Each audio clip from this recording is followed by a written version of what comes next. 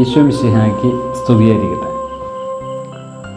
ലഭിച്ച അവസരങ്ങളൊന്നും ഉപയോഗിക്കാതെ ചുറ്റുമുള്ള എല്ലാത്തിനെയും കുറ്റം പറഞ്ഞ് തൻ്റെ പരാജയത്തിനും തൻ്റെ പ്രശ്നങ്ങൾക്കും മറ്റുള്ളവരാണ് കാരണമെന്നൊക്കെ വിധി പറഞ്ഞ് ജീവിതത്തെ നിരാശയോടെ കാണുന്ന മനുഷ്യരെ ഒരുപക്ഷെ നമ്മുടെ ജീവിതത്തിൽ ഒത്തിരി പ്രാവശ്യം കണ്ടിട്ടുണ്ടാകാം. സാഹചര്യങ്ങളെ നല്ല വിധത്തിൽ വിനിയോഗിക്കുക എന്നുള്ളത് വളരെ പ്രധാനപ്പെട്ടതാണ്.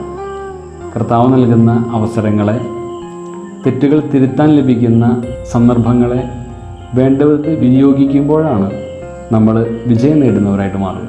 കർത്താവിൻ്റെ കുരിശിൻ്റെ രണ്ട് വശത്തുമായിട്ട് രണ്ട് കള്ളന്മാരുണ്ട്. അതിൽ ഒരാൾ തനിക്ക് ലഭിച്ച സന്ദർഭത്തെ വിനിയോഗിക്കുന്നു, മറ്റൊരാൾ അതിൽ നന്മകളൊന്നും പ്രതീക്ഷിക്കാതെ തൻ്റെ സ്വതസിദ്ധമായ ശൈലിയിൽ തിന്മയിൽ തന്നെ തുടരുന്നു. നല്ല കള്ളനിൽ നിന്ന് മോശം കള്ളനിലേക്കുള്ള ദൂരം തിരഞ്ഞെടുപ്പിൻ്റെ ദൂരമാണ്. നല്ല കള്ളൻ അവസാന നിമിഷമെങ്കിലും ചില നല്ല തീരുമാനങ്ങളിലേക്ക് കടന്നു വരുന്നുണ്ട്.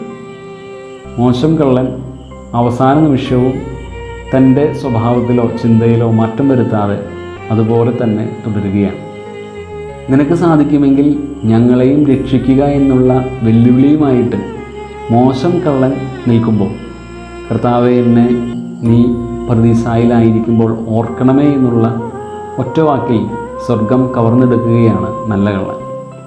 അവസാന നിമിഷമെങ്കിലും ഒരു നല്ല വാക്ക് പറഞ്ഞിരുന്നെങ്കിൽ, അല്പം കൂടി എളിമപ്പെട്ടിരുന്നെങ്കിൽ നല്ല കള്ളന്മാർ രണ്ടുപേരുണ്ടാകുമായിരുന്നു. നോമ്പിൻ്റെ പകുതി സമയം കഴിഞ്ഞു.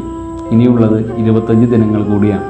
ഇനിയും ചില തീരുമാനങ്ങൾ പൂർണ്ണമായിട്ട് പ്രാവർത്തികമാക്കാൻ നമുക്ക് സാധിച്ചു കാണില്ല. ചിലപ്പോൾ ഇനിയും ചില തിന്മകളെ ഉപേക്ഷിക്കാൻ സാധിക്കുന്നുണ്ടാകില്ല. ഇത് തിരഞ്ഞെടുപ്പിൻ്റെ സമയമാണ്. കർത്താവിൻ്റെ കൂടെ നിൽക്കാനും കർത്താവിൻ്റെ ഉദ്ധാനത്തിൻ്റെ മഹിമയിലേക്ക് പ്രവേശിക്കാനും ചില തിരഞ്ഞെടുപ്പുകൾ അനിവാര്യമാണ്. അവസാന നിമിഷമാണ് എന്ന് കരുതി നന്മയെ മുറുകെ പിടിക്കാനും തിന്മയെ ഉപേക്ഷിക്കാനും നമുക്ക് സാധിക്കട്ടെ. ഈശോ മിശിഹായെ ഞങ്ങളങ്ങയെ കുമ്പിട്ട് ആരാധിക്കുന്നു. എന്തുകൊണ്ടെന്നാൽ വിശുദ്ധ കുരിശിനാൽ അങ്ങ് ലോകത്തെ വീണ്ടും രക്ഷിച്ചു.